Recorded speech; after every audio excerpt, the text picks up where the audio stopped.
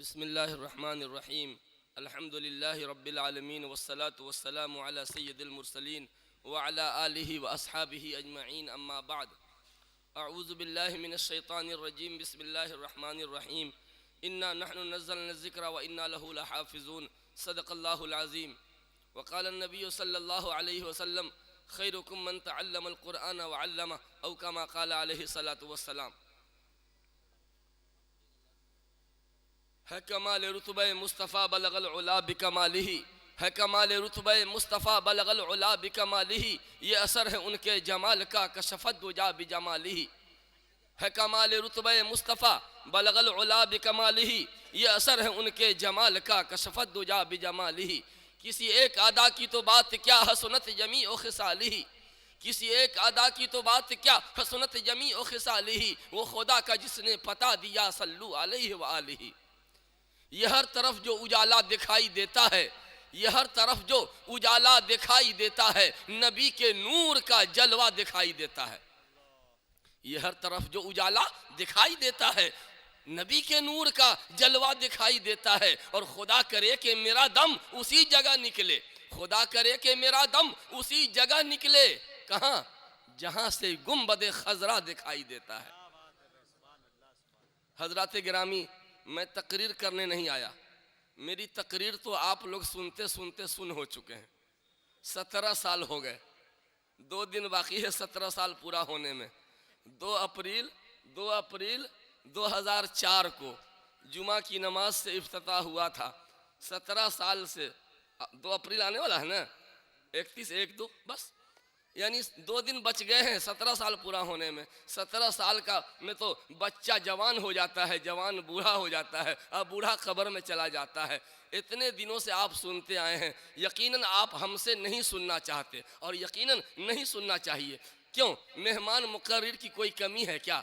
आप हजरात इंटरनेशनल शुराए किराम, आप लोगों को कैसे हाथ लग गए, ये सआदत मंदी की बात है। हाफिज इसहाक भी चंबुक रखते हैं, चंबुक रखते हैं, कहाँ कहाँ से गिरफ्तार करके कैच करके ले, यानी कई महीना पहले से नंबर लगाना पड़ता है। ये मुजाहिद हसनैन हबीबी साहब इतनी आसानी से हाथ लगने वाले हैं। ये तो अशार का ट्यूबवेल है, हैंड पाइप है ना, इनको खड़ा कर दीजिए, एक हाथ इनका लेके ऐसे ऐसे चलाइए, इनके मुंह से शेर निकलता जाएगा। ऐसे ऐसे चलाइए, ट्यूबवेल चलाइए और मुंह से शेर गिरता जाएगा। ये हाल है। ऐसे लोग दस्तयाब होंगे, हवाई जहाज से लोग बुलाते हैं और आपके पास टेम्पू से चले आए हैं। मेरे दोस्तों, मैं तकरीर नहीं करना चाहता हूँ। हजरत मुफ्ती सईदुर रहमान साहब दामत बरकातुहुम, मुफ्ती इमारत शरिया यहाँ तशरीफ़ फरमा है। उनकी मौजूदगी में मुझको बोलना क़तन ज़ेब नहीं देता है, लेकिन आपका मूड बनाने के लिए, आपको सुनने का मिजाज बनाने के लिए, थोड़ी देर के लिए फील्डिंग सजाने के लिए मैं आ गया हूँ। इसलिए आप परेशान ना हो कि ये पुराने आदमी को क्यों बुला दिया, इनको तो हम हमेशा सुनते ही रहते हैं, आज जुमा में फिर सुनेंगे। आप पता ना ऐसा खरा खरा सुनाते हैं कि मत पूछिए, है ना। बहरकैफ जलसा का उन्वान है अज़मत कुरान कॉन्फ्रेंस, अज़मत कुरान। और आज के वक्त के हिसाब से बहुत प्यारा उन्वान इन्होंने रखा है, अज़मत कुरान। अल्हम्दुलिल्लाह आज के गए गुजरे दौर में, सरियल मरियल दौर में, गुनहगार से गुनहगार मुसलमान, उसके दिल में कुरान की अज़मत है। मैं जब पढ़ रहा था इमारत शरिया में, हज़रत मुफ्ती साहब मौजूद हैं, हम लोग फतवा इनको दिखाते थे, ठीक तस्हीह कराते थे। एक आदमी आया था, मियाँ बीवी दोनों। बीवी कहती थी कि हमको ये 3 तलाक दिया है, और शौहर बोलता है कि तोबा तोबा ला हौल वाला, हम 1 को तलाक नहीं दिए। लीजिए, बीवी कह रही है कि ना 3 तलाक दिया, 3 पता ना कितना दिया। अभी शौहर बोलता है ना ना बिल्कुल हम 1 तलाक भी नहीं दिए। उस जमाने में हजरत मुफ्ती जुनैद साहब दामत बरकातुहुम रहते थे। उन्होंने कहा कि सुनो, 1 भी तलाक नहीं दिए थे ना, जाओ वजू करके आओ, जाओ वजू करके आओ। गया वजू करने के, पता ना कौन सी नमाज पढ़वावेंगे। वजू करके आया, सामने बैठाया, ऐसे आस्तीन ठीक कर रहा, मुँह हाथ पोंछ रहा। मुफ्ती साहब ने कहा, ए खबरदार, अगर मौलाना इस्लाम साहब मेरे साथी थे, चंपारण के मेरे साथी, कहा कि जरा अलमारी के ऊपर से कुरान उतारिए, तो कुरान पाक उतार के लाइए। उतार के दिया। मुफ्ती साहब ने हाथ में लेके कहा कि हाथ में पकड़ो कुरान, खबरदार खबरदार, अगर तूने झूठ बोला, अगर झूठ बोलोगे वो कुरान की वो मार पड़ेगी कि भीख नहीं मिलेगी, भीख के बदले में धक्के मिलेंगे। खबरदार अगर झूठ बोला, हाथ में कुरान लो और सही सही बताओ कि मैंने एक भी तलाक नहीं दी। अब वो आदमी अल्लाह अकबर कुरान हाथ में लिए हुआ ऐसे ऐसे थर थर थर थर कांप रहा था। ऐसा लगा कि कुरान हाथ से छूट के गिर जाएगा। इस कदर कपकपी बदन में तारी हुई कि लगा कुरान हाथ से छूट के गिर जाएगा। हजरत झूठ कह के लिए बोलेंगे, हाँ दिए थे तलाक दिए थे। फौरन मान लिया।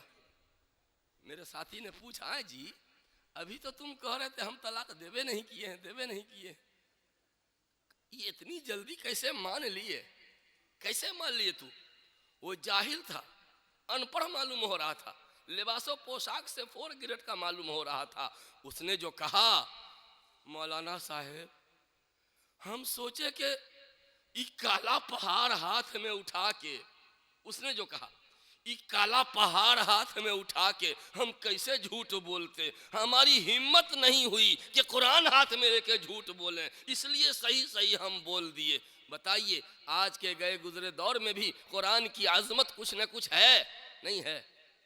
मैंने गांव देहात में देखा बड़े पुराने बूढ़े लोगों को अलिफ बा ता सा, है ना, पहले बचपन में हम लोग पढ़े थे अलिफ बे ते से, ऐसे ही पढ़े थे ना।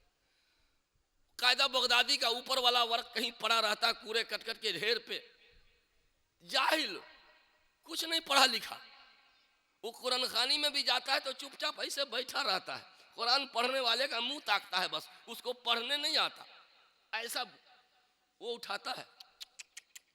देखिए देखिए हाफिज साहब कौन बेहुदा है, देखिए ना ये गंदगी पे फेंक दिया है, बताइए तो, है कुरान का मार नहीं पड़ेगा? बताइए तो, चूम लेता है और किसी ऊंचाई पे उसको खोस दे। गलत बोल रहे हैं क्यों?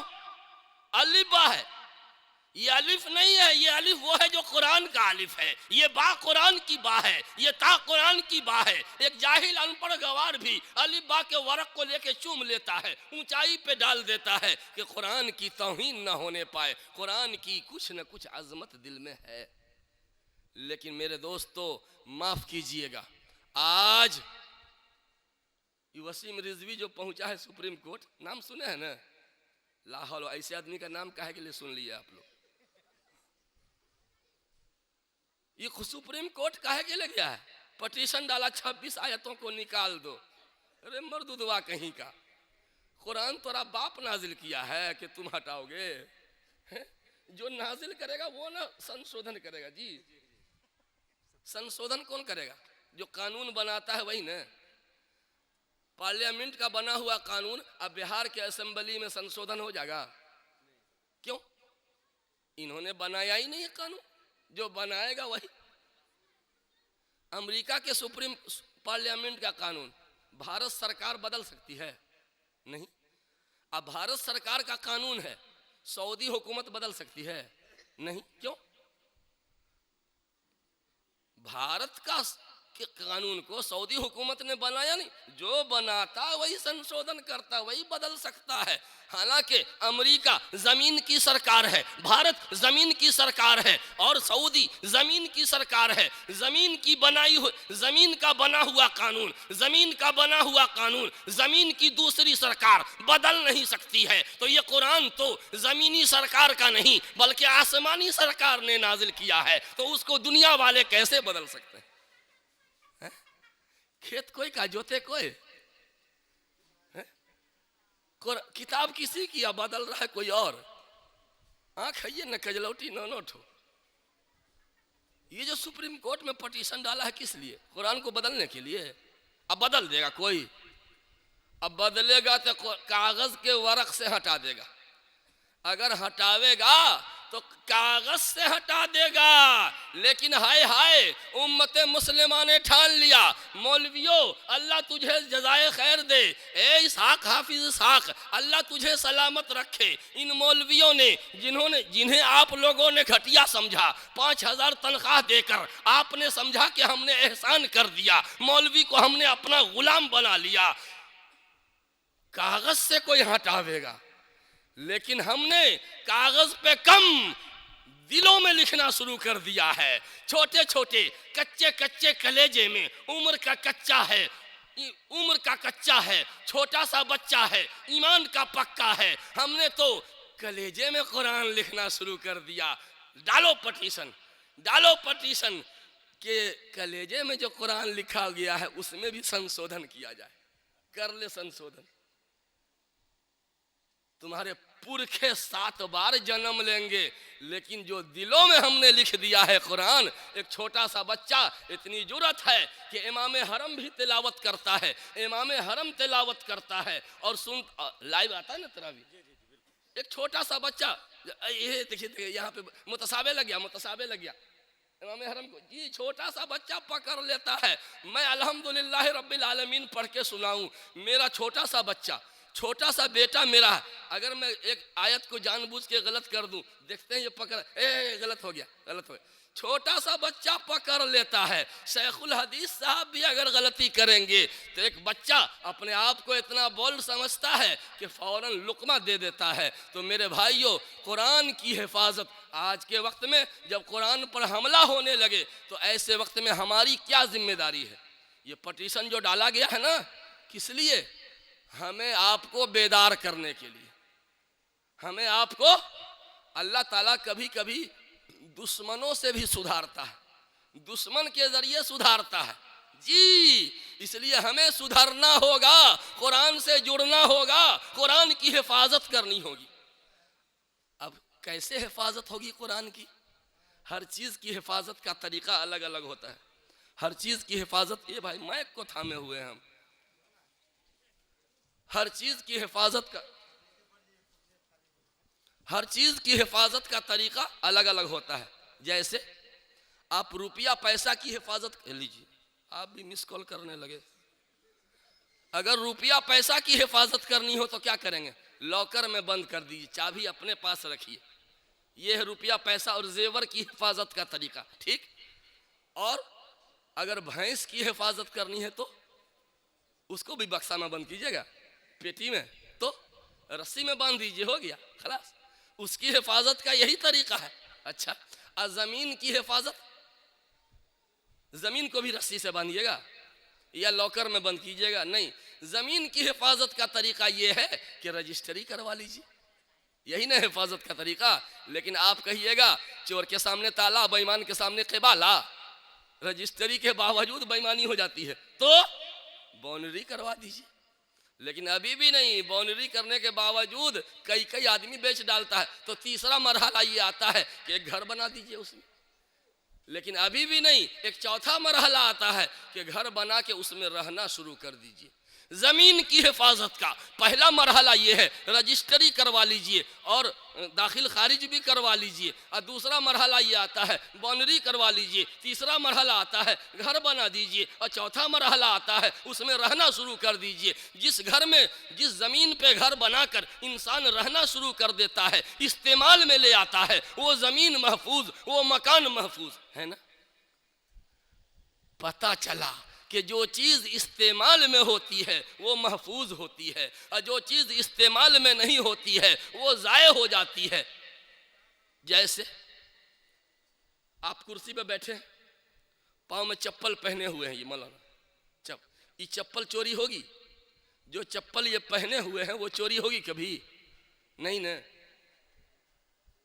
ये शायर साहब हैं अशफाक बहराइची साहब, पैजामा पहने हुए हैं, ये पहना हुआ पैजामा कभी चोरी होगा? कितना बड़ा खतरनाक घाघ किस्म का चोर होगा, चोट्टा होगा, ये पहना हुआ पैजामा चोरी नहीं कर सकता। ये गंजी हमने अंदर पहन रखी है, बड़ा से बड़ा चोट्टा इसको चोरी कर सकता है? नहीं कर सकता। क्यों? जो चीज़ इस्तेमाल में होती है वो महफूज रहती है। मेरे दोस्तों, कुरान की हिफाजत का यही तरीका है कि कुरान इस्तेमाल में हो, कुरान इस्तेमाल में हो। और कुरान इस्तेमाल में होने का क्या मतलब है, मैं जल्दी जल्दी गिनवा दूंगा, तफसील का वक्त नहीं है। आज दुश्मन ने हमें बेदार करने के लिए पटिशन डाला है कि आओ आओ फफिर्रू इलल्लाह, भागो भागो रब की तरफ।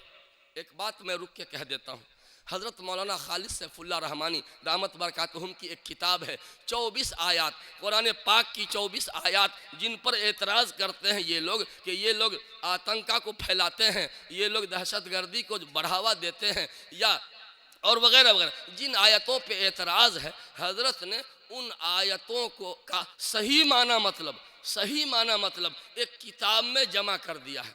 वो किताब इमारत शरिया के सामने मकतबतुल काजी वहाँ मिल जाएगी, या आप हाफिज़ इसहाक साहब को कहिए कि मंगवा दे, मुझको कहिए मैं मंगवा दूँ। वो किताब पतली सी किताब है, मेरे ख्याल में 20-25 रुपये की होगी ना। अगर 20-25 रुपये की, और अगर 50 रुपये की हो गई तो क्या हो जाएगा, तब नहीं खरीदेंगे ना, इतना महंगा कैसे। टाइल्स तो लगा देंगे लाखों का, टाइल्स तो लगा देंगे, मार्बल तो लगा देंगे लाखों का, लेकिन 50 रुपये की किताब, वो किताब खरीदिए और उसको पढ़िए, उसका माना मतलब सही समझिए, ताकि दुनिया का बड़ा से बड़ा शैतान आपके ईमान को हिला न सके, मुतजलजल न कर सके, और आप ललकार के कहें, ऐ वक्त मुझको खोखली दीवार मत समझ, ऐ वक्त मुझको खोखली दीवार मत समझ, सदियों से जलजलों के मुकाबिल रहा हूँ मैं। कुरान पर आज एतराज़ हुआ है क्या, हमेशा से एतराज़ होने लगा हुआ है, और एतराज़ करने वाले, कुरान को मिटाने वाले मिट गए, फिना हो गए, नामो निशान उनका नहीं रहा जी। तो मेरे भाइयों, वो किताब हज़रत मौलाना खालिद सैफुल्लाह रहमानी की किताब, उसको आप मुताला कीजिए, उन आयतों का सही मतलब क्या है आप समझ लें, ताकि आप औरों को बता सकें और कोई दुश्मन इस्लाम आपको गुमराह न कर सके। बहरकैफ, तो कुरान पाक की हिफाजत, जो चीज़ इस्तेमाल में होती है वो महफूज रहती है। जिस मस्जिद में 5 वक्ता नमाज होती है वो महफूज होती है, वही मस्जिद ज़ाय होती है जिस मस्जिद को हम लोग पहले वीरान कर देते हैं। बहरकैफ, तो पहला बुनियादी कुरान की हिफाजत का सबसे पहला बुनियादी तरीका यह है कि कुरान पाक के एक एक हर्फ पर, लफ्ज़ लफ्ज़, नुक्ता नुक्ता, सब पर 100% यकीन हो, ईमान हो कि कुरान का एक नुक्ता भी गलत नहीं है कौले मोहम्मद कौले खुदा, फरमान न बदला जाएगा, बदलेगा ज़माना लाख मगर कुरान न बदला जाएगा। तो कुरान की पर 100% यकीन रखिए। नंबर 2, कुरान की तिलावत, सही तिलावत सीखिए। ये मदरसा में क्या होता है, कुरान की सही तिलावत सिखाई जाती है, लेकिन बच्चे पढ़ते हैं, बच्चे, बड़ा अफसोस आता है। RK नगर के जो रिटायर लोग हैं, बूढ़े लोग, वो बैठ के क्या कर रहे हैं, घर पे मोटा रहे हैं बैठे बैठे।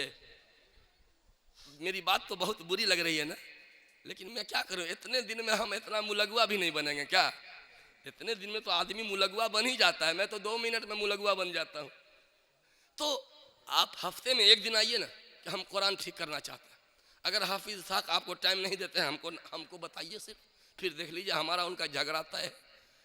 आप आधा घंटा, हफ्ते में सिर्फ आधा घंटा टाइम दीजिए कि हम कुरान ठीक करेंगे। हम आयतुल कुर्सी पढ़ते हैं, देखिए ठीक पढ़ रहे हैं, ज़रा तहियात सुनिए ना, दरूद हम पढ़ रहे हैं, दुआए कनूत पढ़ रहे हैं, मेरा तलफ़ुज़ ठीक है।